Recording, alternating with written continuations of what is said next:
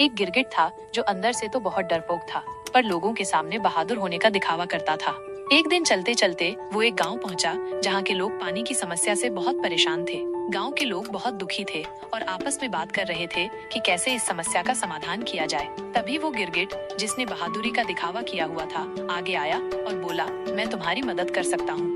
गांव वाले हैरान होकर उस छोटे से गिरगिट को देखने लगे। एक बूढ़ा आदमी बोला, तुम हमारी क्या मदद कर सकते हो? तुम तो इतने छोटे हो।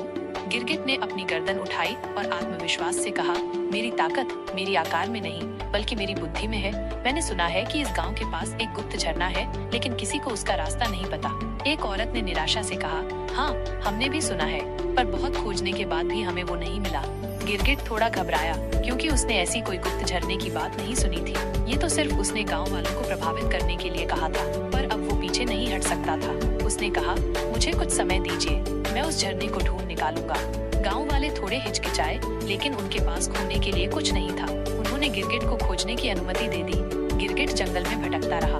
उसे डर लग रहा था, क्योंकि जंगल में कई बड़े और खतरनाक जानवर भी हो सकते थे। उसका मन बार बार कह रहा था कि उसे वापस लौट जाना चाहिए, लेकिन गांव वालों के सामने अपनी बहादुरी की डींग मारने के बाद वो डरपोक नहीं दिखना चाहता था।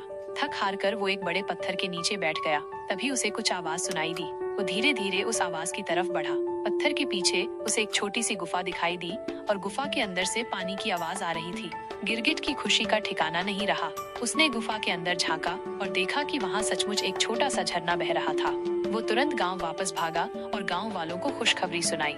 गांव वाले उसकी बात पर विश्वास नहीं कर पा रहे थे। वे सब गिरगिट के साथ झरने की तरफ गए और जब उन्होंने अपनी आंखों से पानी देखा तो उनकी खुशी का ठिकाना नहीं रहा। गांव वालों ने गिरगिट का बहुत धन्यवाद किया। उस दिन से गांव में पानी की समस्या दूर हो गई। गिरगिट अब भी थोड़ा डरपोक था, लेकिन उसने ये जान लिया था कि कभी कभी डर के बावजूद हिम्मत दिखाने से दूसरों की मदद की जा सकती है और शायद यही असली बहादुरी है। उसने